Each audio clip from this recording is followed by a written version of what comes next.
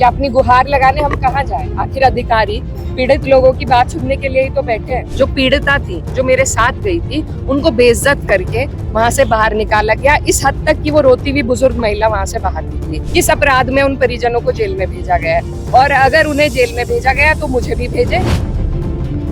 ये हम एक प्रकरण था हमारे जिला शामली का, जहाँ पर एक लड़के की हत्या हुई थी। उनकी माताजी और उनके और जो परिजन थे उनके साथ मैं डीआईजी साहब के पास आई थी। हम बाकायदा टाइम लेके आए थे उनसे मिलने के लिए।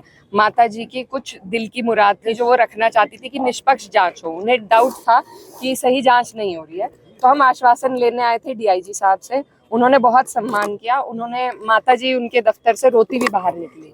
तो जब इतनी बात हो गई, हम भी वहां से उठकर आ गए। बाहर खड़े होके हम एक दूसरी एप्लीकेशन बनाने की बात ही कर रहे थे, इतने में वहां भी पुलिस आ गई।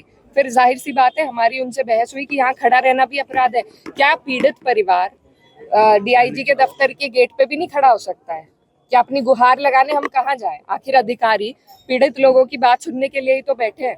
बाकायदा टाइम लेके हम गए हुए हैं, तो हम बाहर खड़े होकर अगर बात कर रहे हैं तो उस पर इन्होंने ये पूरा ड्रामा रचा है। मुझे वहां से महिला थाने ले जाया गया ये बोल के कि हमने रोड ब्लॉक किया है। हालांकि हमारे पास भी सारी रिकॉर्डिंग मौजूद है, कोई रोड 1 मिनट भी नहीं रुका।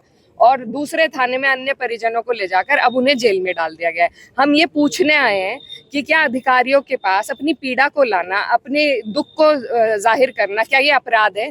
किस अपराध में उन परिजनों को जेल में भेजा गया है? और अगर उन्हें जेल में भेजा गया तो मुझे भी भेजे, नहीं तो उन्हें रिहा करें। यही हमारी मांग है। हम सबको आश्वासन दिया, आप रिहा करने का आश्वासन। अभी कोई आश्वासन नहीं मिला है, इसलिए हम यहाँ पर मौजूद हैं और हम यहीं पे रहेंगे। अब आपका जो है अगला स्टेप क्या है? हम यहीं पे हैं जब तक कोई निर्णय नहीं होता है। कोई उन्होंने मर्डर तो करा नहीं है, कोई लूट मार तो करी नहीं है, कब तक जेल में रखेंगे? तब तक हम यहीं रहेंगे। प्रशासन की आपसे क्या रंजिश है, क्या बात है होगी कि आपको इस तरह से? मेरा कोई मामला नहीं है। मैं ये बताना चाहती हूँ कि वो जो महिला है वो पहले से भाजपा की सपोर्टर रही हैं। भाजपा के वो लोग वोटर रहे हैं, कश्यप समाज से हैं, वो मुस्लिम भी नहीं है कि उनके लिए कोई अलग कानून हो। वो कश्यप समाज से हैं, उनकी भी आज पीड़ा का ये हाल है।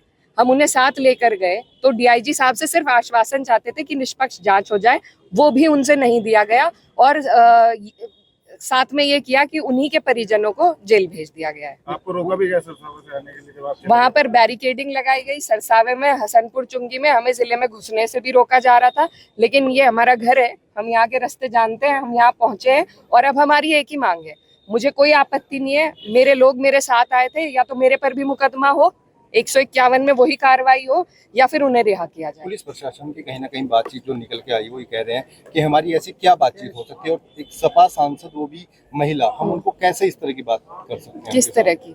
कि उनको जाने के लिए मेरे कह साथ सकते हैं? नहीं, जो महिला मेरे साथ गई थी, जो मृतक की माँ है, जो पीड़िता थी, जो मेरे साथ गई थी, उनको बेइज्जत करके वहां से बाहर निकाला गया, इस हद तक कि वो रोती हुई बुजुर्ग महिला वहां से बाहर निकली। अगर मेरे साथ गया हुआ कोई भी इंसान इस तरीके से बेइज्जत होगा तो वो मेरी बेइज्जती है। तो अब आपका अगला क्या होगा? अब हम यहाँ इनके इंतजार में हैं कि या तो ये मेरे पर चालान करे, उससे भी हम संतुष्ट हैं। वो नहीं कर सकते तो ये उन्हें रिहा करे।